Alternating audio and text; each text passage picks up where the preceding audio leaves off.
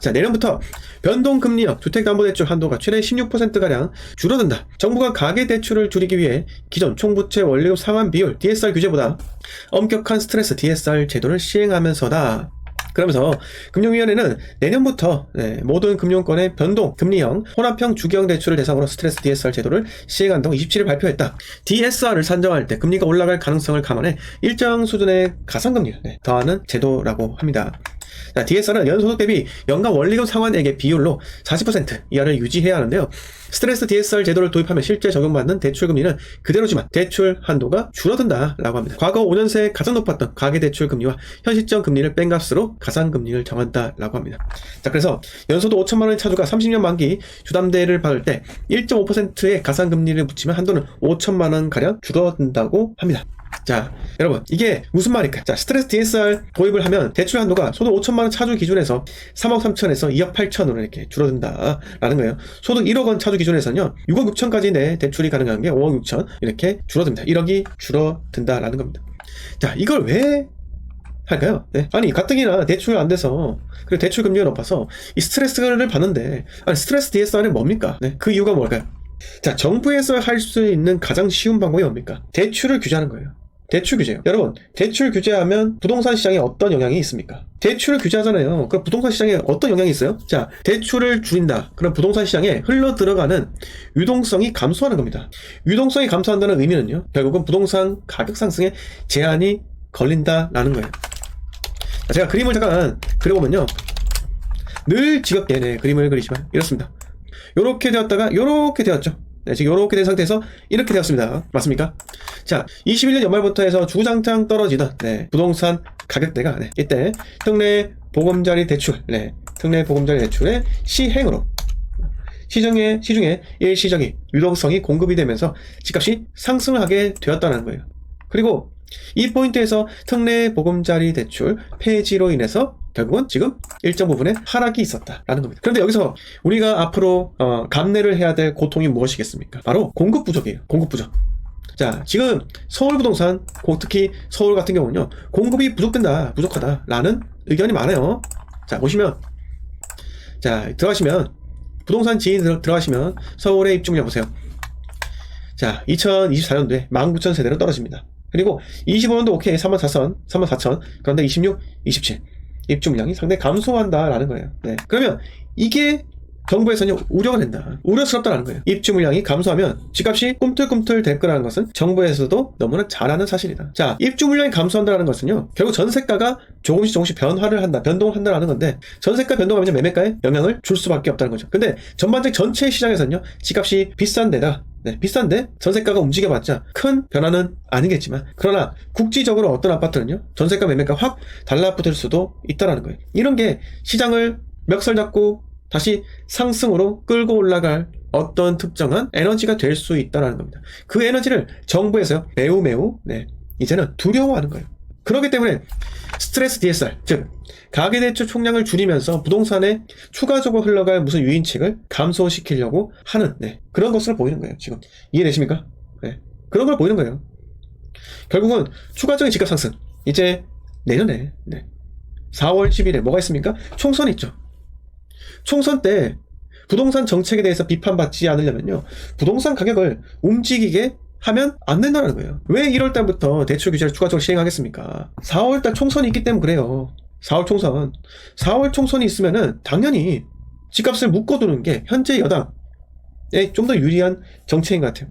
집값 안정화되었습니다. 안정화되었기 때문에 앞으로 어떤 공약을 하겠습니까? 친시장적인 공약을 하겠습니다. 이게 바로 여러분 정치 공학입니다. 여당이 바보예요? 정부 바보입니까? 여러분, 행시 패스하신 분들 서울대 엄청 많아요. 서울대 출신 행시 패스자들이 지금 나서가지고 정부의 정책, 어떻게 하면 국민들이 이 정책을 속을까? 정책으로부터 속고 집을 사지 않도록 만들 수 있을까? 이거를 정부 고위 관료부터 해가지고요, 중앙부처에서 엄청난 고민을 하게 된다는 거예요. 저희가 매일같이 부동산에 대해서 이야기하다시피 그분들도요, 국토부에서 매일같이 집값 어떻게 때려잡을 수 있을까라는 이야기를, 아젠다를 내고 거기에 대한 아이디어를 내고 해결책을 낸다는 거예요. 그러면 단기간에 집값을 확 2023년 상반기 내내 올랐던 그 집값 단기간 꺾이게 만들려면 뭐가 필요합니까? 당연히 대출 규제를 할 수밖에 없다는 겁니다. 이래서 다시 말씀드리지만 주담대 옥젠다, 대출 총량 옥젠다라는 건요. 자, 여러분 총선까지 가만히 아무것도 하지 마세요. 이것과 동일한 거다라는 겁니다. 그러면 여러분 우리는 어떻게 해야 될까요? 대출 규제를 합니다.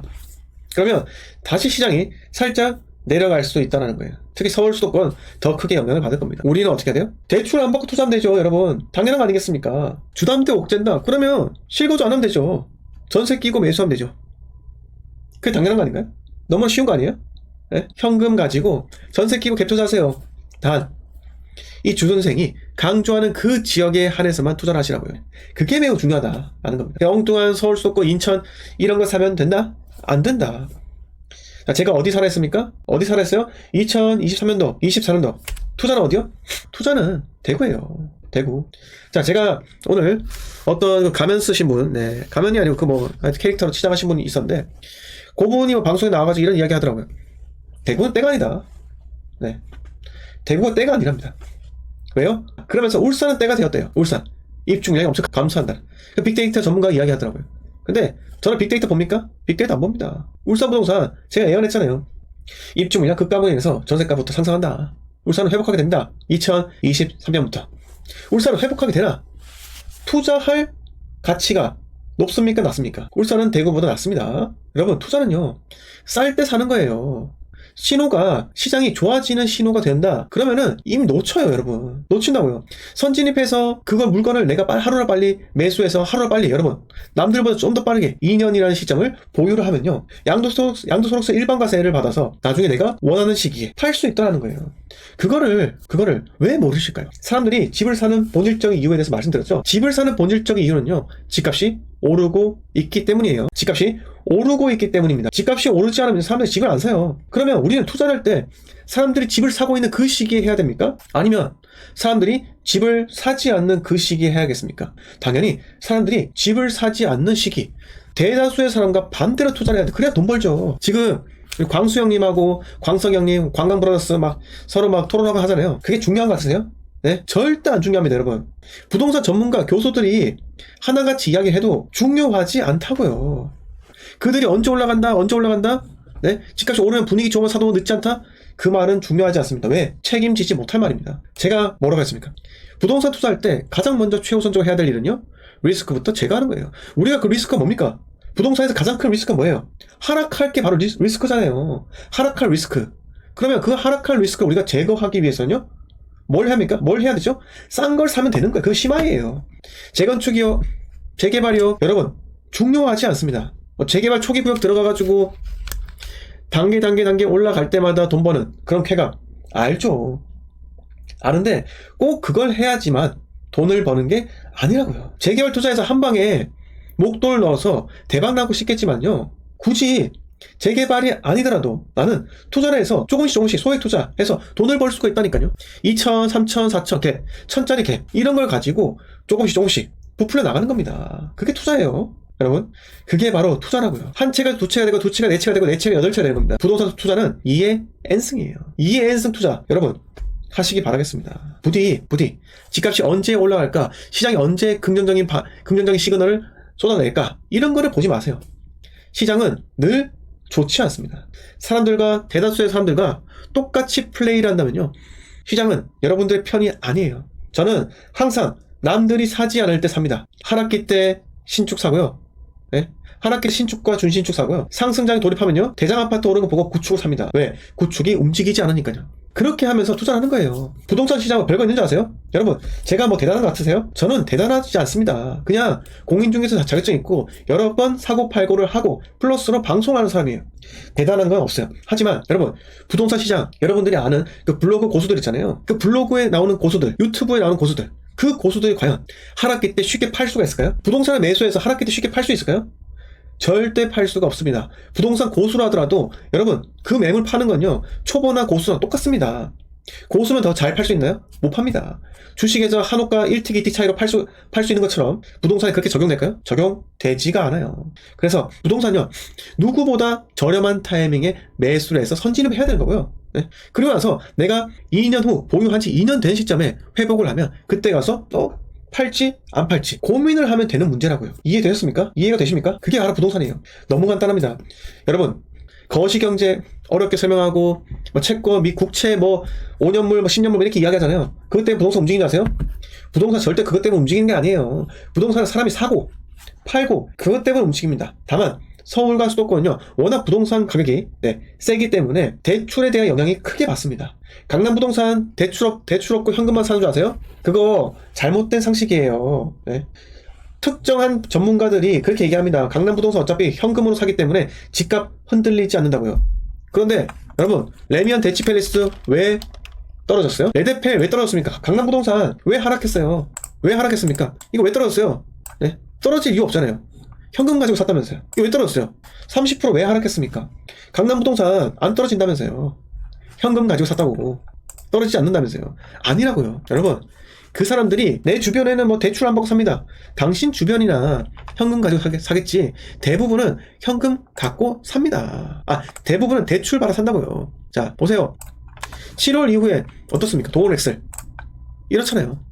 자 30% 하락했다가 특례 보금자리 대출 받잖아요. 아니 특례 보금자리 대출이 상관없어요. 네? 비싼 아파트 어차피 특례 보금자리 대출이 나오지 않지만 왜 올라갔는데요? 네? 그리고 왜 떨어졌어요? 이거 떨어진 이유가 뭐예요? 현금 가지고 샀는데 왜 떨어집니까? 그 말은 맞지 않다라는 겁니다. 자 여러분 앞으로 스트레스 DSR 제도가 시행이 됩니다. 내년 1월부터 첫 번째 이유는요 가계부채를 줄이기 위해서라고 하지만 결국은 목적은요 두 번째, 총선 안정화입니다. 총선에서 이기기 위해서는요, 결국 부동산 정책을 잘 펼쳤다. 집값 안정화에 기여를 했습니다. 이거를 막 외치고 싶은 겁니다. 부동산의 공격을 받지 않는다. 설령 공격을 받는다 하더라도, 야당에서 동의 안 해줘서 지금 못하고 있습니다. 이렇게 하기 위해서라고요. 자, 그래서 여러분, 오늘 제가 말씀드린 점 잘 한번 고민해 보시고요. 앞으로 주택담보대출 한도가 1월부터 줄어듭니다. 네. 정말 어두운 시기로 달려갈 거예요. 그런데 우리는요, 그 어두운 시기, 어두운 터널을 지나가지만 언젠가는 빗줄기가 보일 겁니다. 여러분, 매수하면요, 1년, 2년 금방 갑니다. 진짜 금방 가요. 여러분들 매일같이 제 방송 듣고 웃고 즐기고 긍정적인 마음으로 부동산 임한다? 그러면 시간이 금방 가요. 아시겠죠? 이렇게 말씀을 드리고 1부를 마치도록 하겠습니다.